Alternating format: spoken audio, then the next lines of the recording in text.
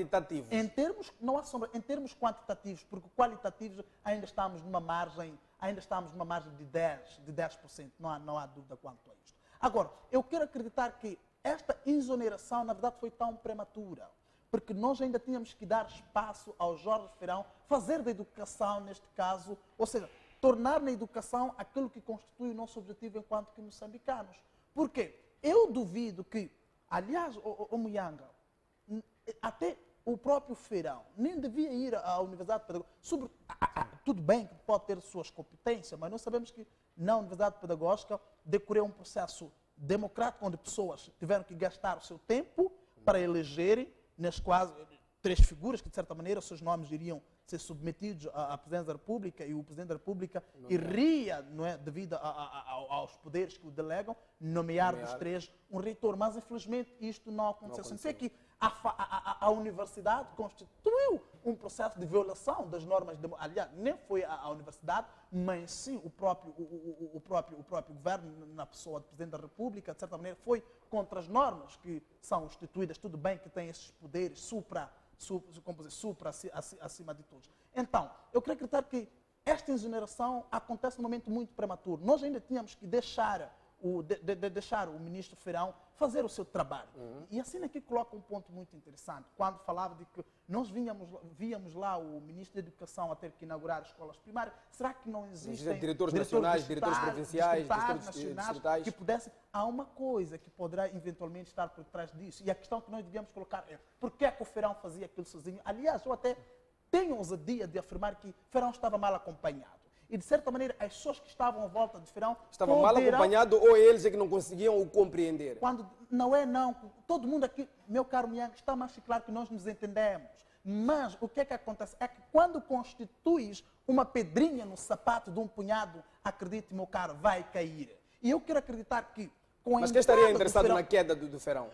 É difícil aqui estar aqui a indicar nomes, mas não há dúvida de que muitos, acima de tudo no Ministério da Educação e Desenvolvimento Humano, estavam interessados com a queda do Feirão. Por quê? Eu falava aqui dos famosos juízes. Se fores a ver, meu caro, é que o juiz é que dava muito dinheiro, ou seja, um dos principais ao fenômeno da corrupção no setor da educação foram os famosos juízes. E esses juízes vinham de onde? Vinham do topo, não vinham da base. Não vai me dizer que um professor pacato como o Bitone é que realmente tinha o acesso fácil ao exame antes mesmo da sua própria realização. Significa que aqui o Bitone já aguardava, neste caso, quem está lá no topo, e Feirão veio realmente quebrar isto, porque as reprovações massivas, meu caro Muyanga, são resultados desta quebra, desta expansão muito forte. Aliás, até um dia, se for agora acontecer os exames finais, não é? Para a 10ª classe, a 12ª, se fores a ver o nível de expansão, meu caro, aquilo é algo de se invejar, é algo que realmente nós precisamos enquanto Não, mas aquilo era muito bom para o nosso país. Era muito bom. E olha que os famosos juízes não tinham espaço. E eu vou até aqui afirmar que é bem provável que ainda tenhamos reprovações massivas neste presente final do ano. Por quê? O cerco estava fechado. E aquilo, de certa maneira, ou seja, aquilo é o que nós precisamos enquanto que Estado. Então, eu quero acreditar então, o que é que significou a retirada, a saída dele daquele ministério, tendo em conta que ele vinha fazendo um bom trabalho? Se calhar até o chefe de Estado que o nomeou sabia de antemão que não, este cidadão estava a desempenhar devidamente as suas funções. O chefe do Estado tem consciência das qualidades do Jorge Feirão. Porque se não tivesse consciência das suas qualidades, não o tiraria da Unilúrio e o empossasse como ministro da Educação e Desenvolvimento Humano. Mas o que acontece? Isso está mais claro. Meu caro, Feirão estava mal acompanhado. E, de certa maneira, eu acredito que a sua entrada no Ministério da Educação e Desenvolvimento Humano iria colocar em causa um conjunto de apetites que realmente os mesmos eram satisfeitos em manobras que, de certa maneira, iam contra aqueles que... Muito obrigado. Professor Julião Cumbano queria... Bom, eu gostaria, Muyanga, primeiro, de solicitar da sua parte um bocadinho mais de tempo para falar sobre este tema, porque não me deu na primeira ronda. Interrompeu-me muito cedo antes que eu até vazasse a metade do ponto de vista que eu tenho sobre esta exoneração. Tudo o que nós podemos dizer sobre esta exoneração não passa de especulações. Quem tem respostas precisas é o próprio Presidente da República que nomeou e o exonerou. Portanto, tudo o que nós possamos dizer não passará de especulação. Aquilo que eu acho que deve acontecer para que o povo não passe a vida a especular as decisões que o Presidente da República toma no uso das competências do seu poder discricionário, é que, como eu dizia numa outra intervenção, nós precisamos de uma Constituição que seja detalhada no que diz respeito a quem é que deve desempenhar determinadas funções, qual deve ser o perfil que deve ser escolhido por alguém, para que quando esta pessoa é nomeada, nós possamos saber quais são as qualidades que poderá eventualmente emprestar ao processo. E quando é exonerado, podermos saber que é porque não fez o que se esperava que fizesse. Aqui, por exemplo, estamos a dizer que a sua exoneração poderá estar ligada ao fato de ele não ter apertado, se calhar, o cerco. Não, ter apertado o cerco contra as tais fraudes que aconteciam na educação básica. E isso foi demonstrado porque nós tivemos reprovações maciças. Eu não sei se isto é verdade. O que eu gostaria que acontecesse,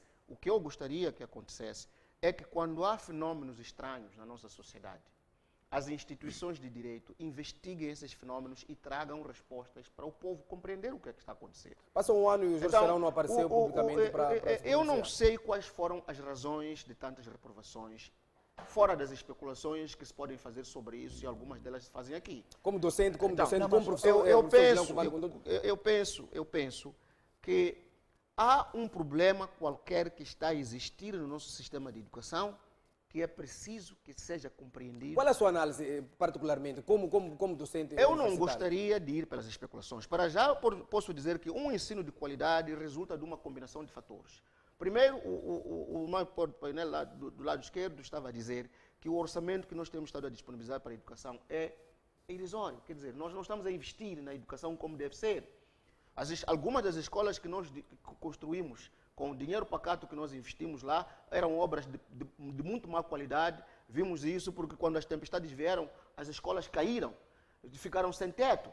Quer dizer, há um conjunto de fatores que estão a acontecer no setor público, particularmente na educação e na saúde, que é preciso que a gente comece a abordar com muita mais inteligência. Professor Kumbane, que ligação direta podemos fazer entre as reprovações massivas e o orçamento exíguo para o setor da educação? Eu não posso fazer uma ligação direta, porque o que eu quero dizer é que para termos boa qualidade de ensino, nós temos que investir muito no ensino. Temos que investir nas condições do ensino, temos que investir nas condições de trabalho dos professores, temos que investir nas condições de trabalho nas escolas, temos que investir no livro escolar, no material didático, temos que investir em muitas áreas. O livro que os nossos estudantes utilizam, eu não sei se ele é bem... Na formação de professores ainda por cima, temos que investir muito nisso.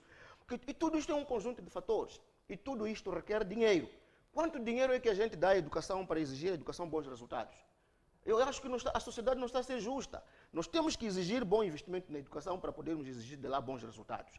Porque se não fizermos isso, não vai sair bons resultados. Estamos a analisar um fenômeno que só aconteceu no primeiro ano depois da nomeação do Jorge Ferrão. Talvez o Ferrão fez uma coisa muito boa para a sociedade moçambicana. Sim. Fez descobrir que há algum problema na educação. Sim. Que nós estávamos a esconder. Exatamente. Talvez ele tenha feito esta contribuição e esta foi uma contribuição muito importante. Agora, nós temos que pegar nisto aqui e procurar entender o que aconteceu. Ele não está fora da educação, foi para uma universidade, ele esteve numa universidade primeiro, foi na educação, ajudou-nos a descobrir que há problemas. É um trabalho importante esse que ele fez. O presidente achou que era a hora de fazer ele voltar para uma universidade, cuidado, que forma professores. Talvez o presidente da República lhe deu uma missão muito concreta sobre como reorientar o foco da Universidade Pedagógica para trabalhar na área de formação de professores. Porque aquela é a nossa universidade para a formação de professores, que estava a desviar-se um bocadinho do seu foco da reitoria anterior. Então, há aqui que nós darmos um benefício da dúvida a esta movimentação que o Presidente da República fez, porque talvez é para exatamente resolver este problema. Se calhar o Presidente, nas conferências que tem, ou nas audiências que teve com o Ministro da Educação, ficou a perceber quais são os reais problemas da educação e achou que era hora de tirar o Ferrão. As qualidades do próprio antes até que a própria carreira do Ferrão ficasse afetada por ele não poder resolver mais os problemas. Preferiu, então, trazer para lá uma nova pessoa que vamos ver o que é que vai poder fazer. Assim, tendo em conta os problemas levantados, os problemas estruturais que levantou quando daquela questão que eu lhe coloquei, a nova ministra terá ou não espaço para, se calhar, revolucionar ou mudar esse sistema, tendo em conta aquilo que já foi levantado por vós, meus convidados? Bom, tendo em conta que esses problemas prevalecem. Sim. E essa nova ministra, o que é que vai trazer de novo? Olha, a nova ministra é uma pessoa com quem tenho uma relação muito boa, porque antes de tal foi minha colega na Assembleia da República. E eu penso que identificado os problemas na educação, os problemas da educação, saúde, são crônicos. Dando um exemplo até mais concreto, nos últimos 10 anos, só no ano passado é que se subiu o orçamento, só este ano é que subiu o orçamento de saúde por mais 8%, do ponto de vista real.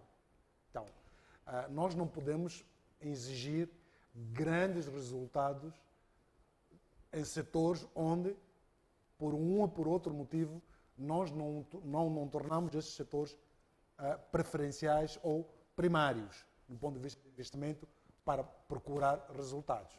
Agora, e eu penso que a atual ministra, se encontrar os problemas já identificados com possíveis soluções no tabuleiro, a questão de implementar as mesmas poderá não ser difícil para qualquer uma pessoa que lá for. Deputado, assim, o setor da educação no país não está sendo priorizado? Bom, a forma de olhar para a priorização do setor é olhar para o orçamento que se coloca lá. E se estes dois setores, a educação e a saúde, têm os piores orçamentos, tem o pior orçamento até do Serviço de Segurança. Tem o pior, quer dizer, a distância entre o orçamento da defesa e da educação ou saúde é abismal. Então, estou-me a referir aos 10 últimos anos, não só este ano. Sim. Os 10 últimos anos. Então, não é possível, por exemplo, esperar reduzir a escola, a distância entre o aluno e a escola, se o país não aloca dinheiro para se construir uma escola. Que esteja perto de uma sociedade. Sim. E outro ponto que é importante aqui trazer. No ano passado, se for a ver o programa quinquenal do governo, o Ministério da Educação trouxe um projeto que tinha sido trazido no ano 2006, que era a formação de 10 por 1. Quer dizer, dos 10 que serão formados no setor da educação, um deve ser professor. Veja o rácio professor-aluno. E vais poder perceber que não estamos no caminho certo. E esta proposta foi trazida no ano passado pelo ministro Feirão. E eu me recordo que até tive uma intervenção em relação a este programa, dizendo ao ministro Feirão que este era um programa plágio, que tinha sido trazido em até 2006. em 96, e que não era uma novidade trazida por ele. Fiz a questão de dizê-lo na Assembleia da República, na minha intervenção, que este não é um programa novo, é um plágio. Mas só que não tinha sido implementado. E este rácio que se pretende reduzir poderia, no meu entender, daqui a alguns anos, melhorar a qualidade do ensino. Porque, afinal de contas, dos 10 formados, por exemplo, na UP ou outro, um poderia ser professor. Agora, não sei se este programa poderá ser implementado ou não, mas requer recursos. Requer recursos. O meu colega de painel falou sobre a questão da Universidade Pedagógica. A sua formação e a capitalização da UP tinham um objetivo. Mas a UP percebeu que poderia fazer muitas outras coisas, provavelmente desviando-se, como disse o colega, daquele que era o essencial da sua formação. E não conseguimos ter este rácio, aluno-professor. Agora, não sei se a atual ministra é uma pessoa com uma calma, que eu conheço, é uma pessoa muito calma, provavelmente poderá pegar todos os instrumentos que visam melhorar o setor da educação e, se tiver apoio financeiro acima de tudo, e também apoio dos outros setores. Porque, como disse, a educação é transversal. A educação não é somente o Ministério. Por quê? Porque quem faz as carteiras para que o aluno deixe de sentar no chão é o carpinteiro. Quem tem que moldar o ferro para juntar a carteira é o ferreiro. Então, nós temos um monte de contribuições para o setor da educação, até a questão nutricional. Porque, se for a ver, dar um exemplo muito concreto, nós temos comunidades que até acabam por ser nómadas. Imagina as comunidades que são reassentadas. Ao ser reassentado, uma certa zona, automaticamente o governo ou o Estado é obrigado a ter uma escola ali. Sim. Mas se tiver que sair dali e ser reassentado num outro lugar, também vai ser necessário construir uma outra escola lá. Olha, eu olho, para o programa da educação, sim, como disse no princípio, independentemente de quem lá estiver, se o problema continuar estrutural, irá sair da porta pequena. Muito obrigado. Bidono Viagem. Permita-me mesmo fechar este ponto. É o seguinte, Muyanga, não sei se poderia ter a oportunidade de pegar o debate que os meus colegas aqui traziam, sim, sobre a qualidade do ensino, se realmente este ponto, como é que o mesmo se procede dentro do nosso Estado. Há uma coisa, Muyanga, se formos a fazer uma análise muito profunda, nós vamos descobrir que cerca de 99% dos filhos dos altos dirigentes do nosso país não estudam em Moçambique. Estão fora. Que tal se realmente existisse uma obrigação para que esses tais filhos que estão na diáspora estudassem nas escolas públicas em Moçambique? Que tipo de educação nós teríamos? 99% dos filhos dos altos dirigentes do nosso país não fora estudam. Do país. E olha que estudam em altas escolas até primária na diáspora, em altas escolas secundárias na diáspora, em altas universidades na diáspora. Vai à Universidade Pedagógica, meu caro, nem 2% dos filhos dos altos dirigentes tu vais encontrar. Vais na Universidade Eduardo Mondlane, vais até mesmo à Politécnica, que é uma privada, não vais encontrar. Todos estão na diáspora. Por que é que, aliás, até se formos a procurar os filhos, não é? Desculpa a expressão, mas da atual ministra da Educação, será que um deles, pelo menos, frequenta uma escola pública? Vamos questionar se realmente os filhos do nosso presidente, um deles está numa escola pública.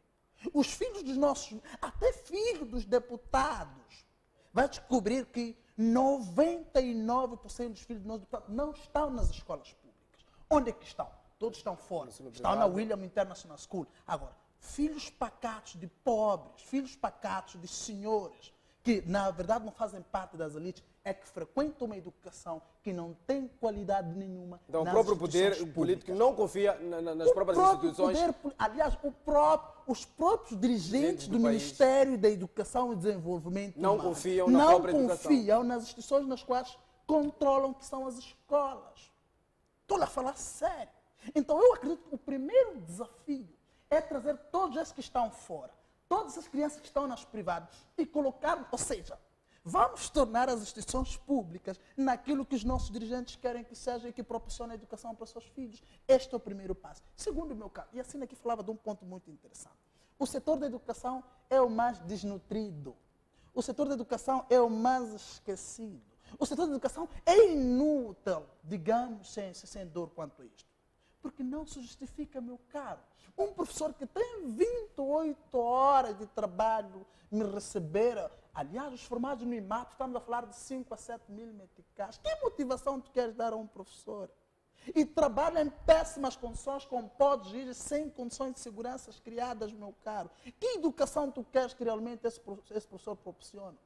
Carregam professores formados na Universidade Pedagógica, vão colocar em distritos bem distantes. Olha, aliás, se formos a ver, hoje em dia, não é, o país está em expansão, as escolas estão sendo descentralizadas, mas um dos grandes problemas é que não criam condições, pelo menos, de habitação para este processo de descentralização. Vais-me colocar uma escola bem longe da cidade. E o professor, aliás, cá na cidade, somos bem motivados. Quando forem chegar nos distritos, vocês terão melhores condições de vida, condições que realmente vão criar um espaço adequado para o processo de ensino-aprendizagem. Aonde, Muyanga? O professor é deitado, deixa-me sobre Muyanga. O professor é deitado à sua sorte. Agora, aliás, cortaram as horas extras, meu caro. Diga-me, Muyanga, qual é o significado de um professor ainda gastar tempo com concurso noturno? Se realmente sabe que está a trabalhar de borla. Mas há pessoas que estão a comer esse dinheiro. Diga-me uma coisa, Muyanga. Outro ponto, Muyanga. Meu caro Muyanga, um professor primário em Moçambique está para 80, 60 crianças. Muyanga, diga-me como é que tu vais ter qualidade de ensino. Primeiro, tu tens uma dosificação planificada para 45 minutos de aulas. Uma aula normal está 45 minutos. Tu precisas de 10 minutos. Primeiro, um dos primeiros momentos, uma das funções, os primeiros momentos, na nossa dosificação é a de motivação. Quando entramos, precisamos motivar os nossos educandos, questionar como eles estão. 80 alunos, meu caro, num espaço, tu tens 10 minutos. Como é que vais conseguir motivar uma turma? 40 minutos. E sabes, tens que usar 40 minutos, porque ainda depois te restam os 30, os 35. Nos 35, há aqueles que chamamos de assimilação. E que nesses 35, tu precisas no máximo de 15 minutos de assimilação. Como é que, meu caro, tu vais criar um mecanismo para que 80 crianças, num espaço de 15 minutos, possam assimilar a matéria? Ficas com quantos minutos? Ficas com 20. Dos 20 minutos, tu tens que... Há aquele momento que chamamos de acomodação. Acomodação para perceber que realmente a matéria foi ou não, neste caso, acomodada no intelecto dos nossos estudantes. Diga, quantos? Num espaço de 80 crianças, tu tens 10 minutos. Até que ponto tu vais saber que realmente essas crianças acomodaram a matéria que realmente o professor aprendeu e ficas com 10 minutos. 10 minutos é para, neste caso, um momento que chamamos de consolidação. Muito obrigado. Biton Viagem, segura. É um assunto aliado à educação que eu gostaria de trazer daqui a pouco. Se calhar, mesmo só para refrescar um pouquinho, vou pedir a minha realização para que coloque uma peça de